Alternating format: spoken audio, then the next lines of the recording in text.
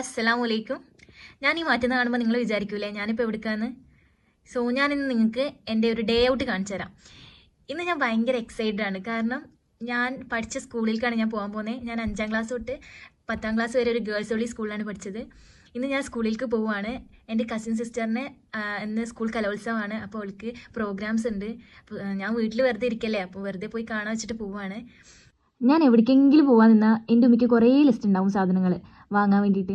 അപ്പോൾ പിന്നെ കുറച്ച് പർച്ചേസിംഗ് ഉണ്ട്. അപ്പോൾ നിങ്ങൾക്ക് അതും കാണിച്ചു തരാം. അങ്ങനെ മാറ്റലൊക്കെ കഴിഞ്ഞ് ഞാൻ വീട്ടിൽ നിന്ന് ഇറങ്ങിയപ്പോൾ അതാ പുറകിൽ ഉമ്മ പിന്നെ വിളിക്കുന്നുണ്ട്. ഓരോ സാധനങ്ങളുടെ ലിസ്റ്റായിട്ട് വരുന്നുണ്ട്. പിന്നെ ഞാൻ മിററിൽ നോക്കി കുറച്ച് മീനാക്കി അങ്ങനെ നടന്നു. ഇത് നിങ്ങൾക്ക് എൻ്റെ സ്ഥലം കാണാൻ പറ്റും. എങ്ങനെയുണ്ട്? പ്രകൃതി രമണീയമായിട്ടുള്ള സ്ഥലമല്ലേ? ഇഷ്ടമായാൽ കമൻറ്റ് ചെയ്യണം കേട്ടോ. അങ്ങനെ ഞാൻ നടന്ന് ബസ് കയറുന്ന സ്ഥലത്തെത്തി. ഈ കാണുന്നതാണ് എൻ്റെ നാട്ടിലത്തെ സ്കൂള്. ഇതൊരു LP സ്കൂളാണ്. ഇവിടെ 5ാം ക്ലാസ് വരെ എന്തോ ഉള്ളൂ, കറക്റ്റ് ഓർമ്മയില്ല. അങ്ങനെ കുറച്ച് നേരം വെയിറ്റ് ചെയ്തപ്പോഴത്തേക്ക് ബസ് വന്നു. ബസ് കയറി. ബസ്സിൽ നല്ല അടിപൊളി പാട്ടൊക്കെ ഉണ്ടായിരുന്നു. അതുകൊണ്ട് പിന്നെ ബോറടിച്ചിട്ടൊന്നുമില്ല. അങ്ങനെ സ്കൂളെത്തി. സ്കൂളിലേക്കുള്ള വഴികൾ ഇങ്ങനെ നടന്ന് നീങ്ങുന്നതോറും എനിക്ക് എന്തൊക്കെയോ മിസ് ചെയ്യുന്ന പോലെ ആയിരുന്നു. പഴയ ഫ്രണ്ട്സ്, കളി, ചിരി, ഭയങ്കരമായിട്ട് സ്കൂൾ ലൈഫ് മിസ് ചെയ്യുന്നൊരു ഫീൽ ചെയ്യുന്നു ആ ടൈമിൽ. സ്കൂളിൻ്റെ അകത്തേക്ക് കയറിയപ്പോൾ വല്ലാണ്ട് എന്തൊക്കെയോ മാറിയ പോലെ എനിക്ക് ഫീൽ ചെയ്തില്ല. പക്ഷേ എന്തൊക്കെയോ എവിടേക്കോ മാറിയിട്ടുണ്ട്. അങ്ങനെ ഞാൻ എൻ്റെ 9th ക്ലാസ്സിലേക്ക് ഫസ്റ്റ് പോയത്. എല്ലാ ക്ലാസ്സിലേക്ക് എത്താനുള്ള ടൈം ഉണ്ടായിരുന്നില്ല. പിന്നെ പ്രോഗ്രാം ആയതുകൊണ്ട് അതിൻ്റെ റഷ് ഒക്കെ ആയിട്ട് എൻ്റെ 9th ക്ലാസ്സിലേക്ക് പോയി. 9th ഇയിലേക്ക് അവിടെ എത്തിയപ്പോൾ എനിക്ക് ചിരിക്കണോ കരയണോ അങ്ങനത്തെ ഒരു ഫീലായിരുന്നു. നിങ്ങൾക്ക് എല്ലാവർക്കും ഉണ്ടാവുമായിരിക്കില്ലേ പഴയ സ്കൂൾ ലൈഫ് മിസ് ചെയ്യുന്നത്, സ്കൂളിലേക്ക് പോകുമ്പം പഴയ മെമ്മറീസ് ഒക്കെ വരുന്നത്. അങ്ങനെയൊക്കെ ഉണ്ടെങ്കിൽ കമൻറ്റ് ചെയ്യട്ടോ. അങ്ങനെ എനിക്ക് നല്ല മിസ് ചെയ്തു. പിന്നെ കുറച്ച് നേരം അവിടെ ഇരുന്നു. കുട്ടികളിങ്ങനെ പ്രാക്ടീസ് ചെയ്യുന്നൊക്കെ ഉണ്ടായിരുന്നു, അതൊക്കെ കണ്ടു. പിന്നെ കുറച്ച് നേരം സ്റ്റേജിൻ്റെ അവിടെ പോയിരുന്നു.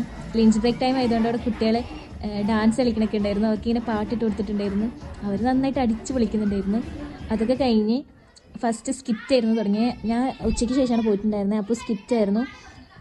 അങ്ങനെ സ്കിറ്റൊക്കെ കണ്ടു. അത് കഴിഞ്ഞിട്ട് സ്കൂളിൽ നിന്ന് ഇറങ്ങിയപ്പോൾ എന്തൊക്കെയോ ഒരു സങ്കടം പോലെ. അങ്ങനെ സ്കൂളിൽ നിന്ന് ഇറങ്ങി നേരെ ഞങ്ങൾ എൻ്റെ കൂടെ അപ്പം എൻ്റെ മാമിയും ഉണ്ടായിരുന്നു. കാരണം മാമി സ്കൂളിൽ ഓൾറെഡി ഉണ്ടായിരുന്നു. പിന്നെ ഞാൻ അവിടെ പോയിട്ട് മാമിയെ അവിടെ നിന്ന് കൂട്ടി ഞങ്ങൾ രണ്ടാളും റിട്ടേൺ വന്നു. അപ്പോൾ പുതിയതായിട്ടൊരു ഐസ് ബേ പറഞ്ഞിട്ടൊരു ഷോപ്പ് തുടങ്ങിയിട്ടുണ്ടായിരുന്നു സ്കൂളിൻ്റെ അടുത്ത് തന്നെ. അപ്പോൾ അവിടെ കുറേ വെറൈറ്റി ഐസൊക്കെ ഉണ്ടെന്ന് പറഞ്ഞിട്ട് ഞാനും മാമിയും അവിടെ കയറി ഐസൊക്കെ കഴിച്ചു. അതിൻ്റെ കുറച്ച് സാധനങ്ങളൊക്കെ ഷോപ്പിംഗ് ഉണ്ടായിരുന്നു. നേരെ എനിക്കൊരു കൊളാബിൻ്റെ ഡ്രസ്സിൻ്റെ ലൈനിങ് എടുക്കാനുണ്ടായിരുന്നു. അങ്ങനെ ഷോപ്പിൽ കയറി ലൈനിങ് ഒക്കെ എടുത്തു.